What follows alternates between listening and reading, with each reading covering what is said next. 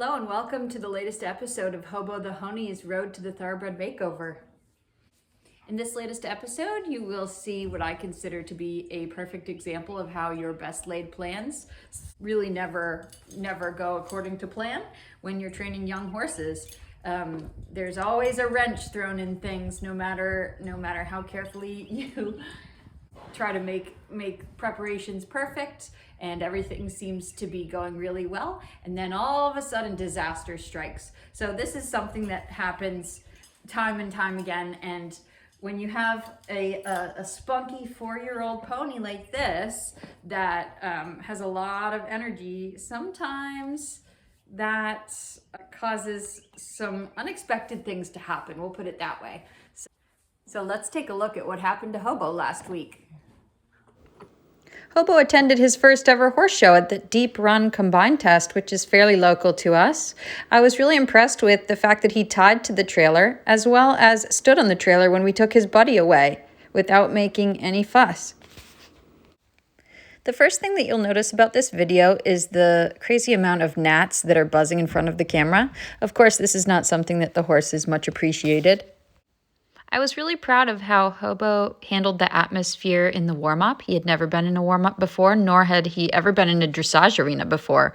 And he really held it together and acted like a professional. Here you'll see we're coming up on our left lead canter transition. He's still a bit behind the legs, so it's hard for him to just step right into the canter. He's not quite there yet, strength-wise, but I thought this was pretty civilized considering. And then here you'll see his free walk. He does make an attempt to stretch his top line a little bit. It definitely needs improvement. And then here I had a hard time keeping him straight down this long side, but again, these are really minute things considering the fact that this is his first ever time in a dressage arena. He made this 20-meter circle here, and then our right lead canter transition, which I think was better than the left. It was a little bit more prompt. I think one area that definitely needs practicing and improvement is the halt. There is shaky camera. There was actually no halt here. We tried our best, but he just wasn't having it, and so we just need to practice that a little bit. Here we are trotting into our first ever show jumping round. I did make the decision to trot the first jump, and I actually thought I would trot the majority of the course, but he landed in such a nice canter here that I just decided to keep on cantering. I thought, this is so comfortable, this is so lovely and balanced, I'm just going to keep cantering. Now here he gets to a little bit of a weird stride, but you see that he put it in a fifth leg and got himself out of the way, which I always appreciate. I like when they can think for themselves and get their legs out of the way. He got a little backed off to that one, so I had to put my leg on, and here he's a little crooked because he's unsure about what's going on, and he's never seen these colorful jumps before. But here he goes, just cantering away, happy as can be, not a care in the world. And then you can see as his ears are pricked, he gets more and more confident as the round goes on. I was a little bit worried about this turn, but he proved me wrong and decided that it was not an issue at all. Now, the fact that we landed on the wrong lead and the fact that we were coming up to a skinny, I did decide to trot this jump, which maybe in hindsight was a mistake because it disrupted his rhythm and we kind of crashed through it. Oopsie daisies. But as you can see, he was no worse for the wear and did not seem fazed whatsoever by crashing through that jump and just cantered quietly away. And then jumped the crap out of this next one. Whee! Just completing our course, that was entry number 112, Hoboken Jack, ridden by Adriana Nannini.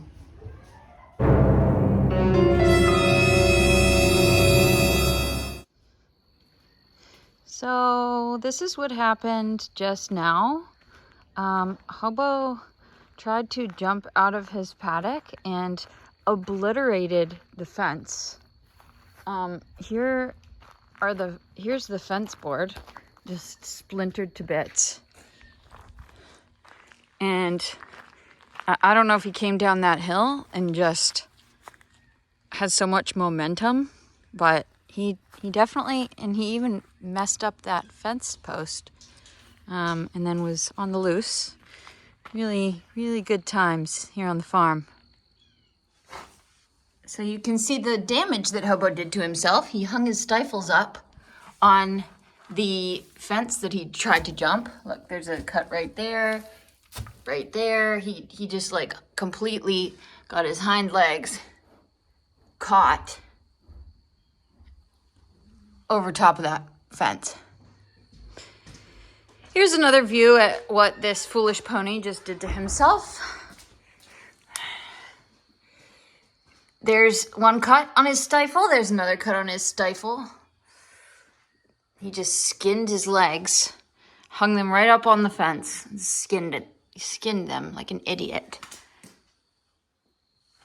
And he is not sorry. Thank you all for watching the latest episode of Hobo the Hony's Road to the Thoroughbred Makeover. I hope you all enjoyed watching the highs and lows of Hobo's journey last week. Sometimes the highs are really high and sometimes the lows are really, really low. So just so you all know, Hobo is actually fine from his little kerfluffle with the fence board. He is gonna live another day. He's gonna be just fine. But it was scary there for a minute. So please stay tuned for next week so we can see how Hobo recovers from his little altercation with the board fence. And we also get to see him get some body work done and go to his second little horse show. So stay tuned and see you next time.